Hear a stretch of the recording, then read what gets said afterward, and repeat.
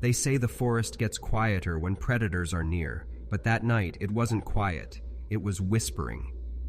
Henry and I weren't seasoned campers, but we wanted adventure. Usually we stuck to safe, family-friendly campgrounds where you could always see another tent nearby. This time we decided to try real camping, deep in the forest, miles from anyone. We found a secluded campsite online, barely any photos, no reviews. Perfect. We packed for 3 days and drove 3 hours into nowhere. The road ended in a lonely patch of dirt. No cars, no signs of life. The trail leading in looked like it hadn't been maintained for years. Grass had swallowed chunks of it, branches clawed at our arms as we hiked, but we pushed forward. After 4 hours, we reached the spot, a small hilltop clearing with a sweeping view of endless dark forest. Isolated, silent, almost too silent. We set up camp, and as Henry wrestled with his tent, I wandered to the overlook.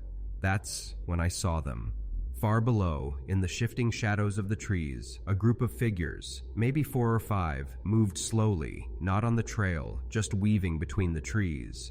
I squinted, trying to see details, but they vanished before Henry came over. I told him what I'd seen, but we shrugged it off. Probably hikers, right?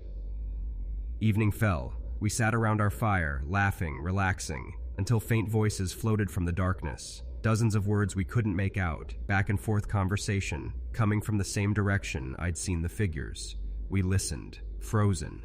The voices didn't move closer. They didn't fade. They just stopped. Then, a single set of footsteps, crunching leaves, approaching.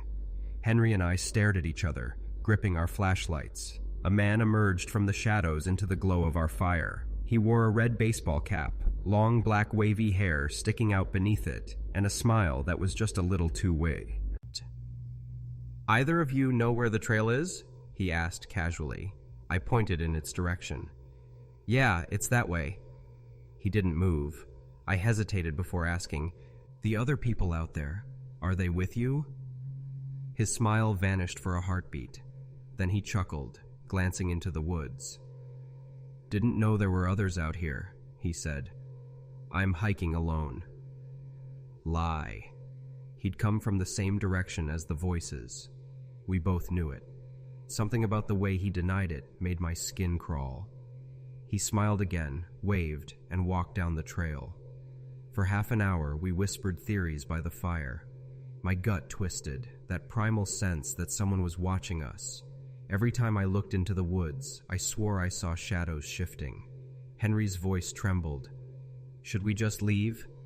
I nodded. We packed fast, doused the fire, and as I swung my pack onto my shoulders, crunch, a single footstep behind me. I spun. No fire, no light, nothing but the suffocating black forest. Slowly, with shaking hands, I pulled my flashlight and flicked it on. The man in the red hat stood 15 feet away, perfectly still, staring straight at me. His blank expression slowly stretched into that same unnatural grin. Before I could speak, my body reacted. I snapped the light off and we ran.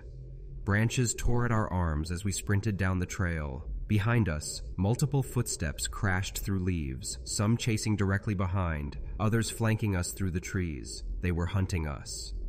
But slowly, one by one, the footsteps faded. By the time our car came into view, it was only the sound of our own panicked breathing. We dove in, locked the doors, and tore down the dirt road without looking back. To this day, I don't know who they were, what they wanted, or why they were out there. All I know is this: when the forest whispers, it's already too late. It was a Monday night just after 8 p.m. when I got home from work. Like most nights since my divorce a few months back, my house felt empty and eerily quiet. My only escape had been hopping online and gaming with my buddies until late. That night wasn't any different, until everything went wrong. There was a storm forecasted with flash flood warnings, but that's nothing unusual where I live. By 11 p.m., I was mid-game, laughing with my friends, when a violent gust of wind slammed into my window so hard the entire house trembled. I pulled off my headset, hearing rain hammering the siding while the old house creaked and swayed. I turned back to my screen, about to joke with my friends, when every light flickered violently. For a moment, darkness swallowed me whole. But then the lights came back. I checked my Discord, still connected. Before I could speak, the power cut completely. PC off, house dead silent. The darkness was suffocating. Using my phone's flashlight, I stumbled downstairs to the front window, trying to see if the whole neighborhood was out. The rain was coming down so hard it blurred everything, but it looked like everyone else's homes were just dark from bedtime. Annoyed, I texted my group chat saying I was done for the night. I remembered my old battery bank in the basement and decided I'd at least get some light. I climbed down into the musty basement, grabbed it, and started heading up the stairs when I heard something faint behind the stacked boxes. I froze, heart thudding, but the wind outside howled again and I brushed it off as storm noises. Back upstairs, I plugged in a lamp. I hated sleeping without power, so I figured I'd wait it out, sitting on the couch with blinds open, scrolling YouTube on data. An hour later, curiosity pulled me to the porch. The storm was still raging, but across the street I spotted windows glowing faintly. Wait, that meant only my house was out. Confused, I searched outage reports on my phone, but found nothing. Minutes after stepping inside, a text pinged from an unknown number. It read, "Power lines down, expect outages. No company name, no automated tag, just a plain number. Weird, but I shrugged it off." I sat back down, letting YouTube videos play while I stared at the storm, until a sound cut through the rain. From the hallway, near the basement, a single wooden creak. My stomach tightened. I knew that sound. It was the third stair down to the basement. Slowly, I stood, phone light in hand, and crept to the hall. The door to the basement was wide open. I never leave it open. I shined the light down, but refused to go any further. I shut the door, pulse pounding, trying to think. Thunder flashed, shadows danced, but the house was silent, until it wasn't. Suddenly, bang!